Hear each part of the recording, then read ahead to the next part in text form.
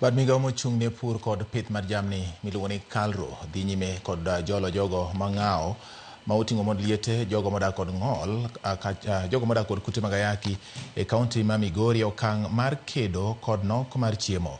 Chenro ni itimo mar jiwo aguch chiemo kendo neno ni jopiny odago ngima makare.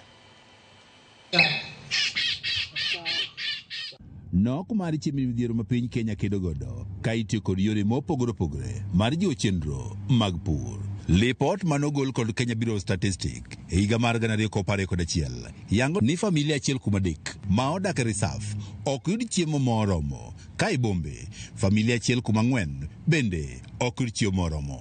Thoth jogo mok yud chiemo moromo gin jogo mang'awo ma oting'o mon liete, rawere kaachiel kod mamoko. Riwruoge moko mago mag piny owacho wach ni bedo ni koro jogo mang'awo osewe oko e ng'wech mar kedo kod nok mar chiemo pacho kae, emomiyo piny Kenya pod nitiere kod nok mar chiemo malach. E okang' mar jolo chenrogo mag puro chiemo moromo e kaunti ma Migori, riwruogno mar Kenya Agricultural and Livestock Research Organization kata KALRO ka otende kod piny owacho mar kaunti ma Migori jolo jogo mang'awo e chenro mar pur e kaunti ma Migori. Need a holistic approach where all farmers, regardless of their status, are included in our programs.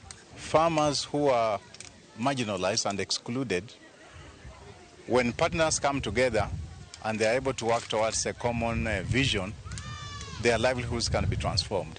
Walituunganisha na washikadau wengine wa county kama vile mkopo. Tulipopata zile pesa za mkopo, tuliweza kukomboa mashamba. County government, we step in with the extension advisory services to the farmers. Dr. Simon Omondi wach ni thoth jogo mang'awo onge kod nyalo mar timo wechego mag pur nikech ok ginyal kata mana nyiewo kothe ma gipidho e yo mayot, kendo koro ber ka ijologi kod piny owacho. Able to train them and even integrate the community. These groups are now self-sufficient. They have food stores in their houses. Omondi wacho ne gidwaro mondo koro jogo mang'awo obed kata kod rundu maro matin e dala ma ginyalo pidhe alode mondo koro giduok kata mana piny omenda ma gitiyo godo e nyiewo alode. Farmers were spending on average 100 shillings per day, which translates to 3,000 shillings to buy vegetable.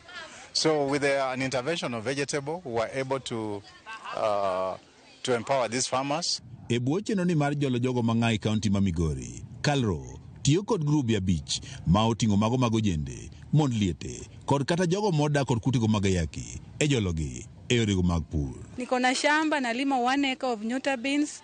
Last season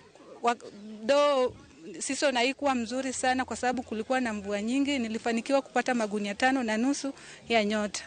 Dr. Eliud Kireg, Director General mar KALRO, wach ni lek margi maduong' e bwo chenro ni en jolo jogo mang'awo ka gimiyo gi puonj, kothe mag cham kod kony mamoko mondo koro gibed okang' manyime mar golo chiemo moromo. Kireg wach ni familia mathoth mang'awo e kaunti ma Migori pod ok nyal yudo gago didek odiechieng' achiel nikech nok mar chiemo gino ma gigeto tieko ka okalo kuom chenro ni makawo dweche 18.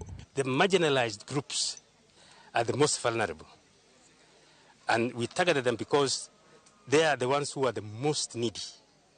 And we thought that using our technologies, they can be able to improve their livelihoods, be able to get food and nutrition security, and be able to live a better life. E gwenge ma Kuria, nitie familia mathoth mang'awo ma chenro ni ma isiro kod KALRO osekelo lokruok e kit ngimagi. Nilipata kama lishe yetu ilikuwa mbaya, hatungeweza kula kawaida kama wale wengine. Wengine tena tulikuwa tumebaguliwa kwa kijiji na hata kwa serikali kwa jumla. George Juma, Ramogi TV, Migori.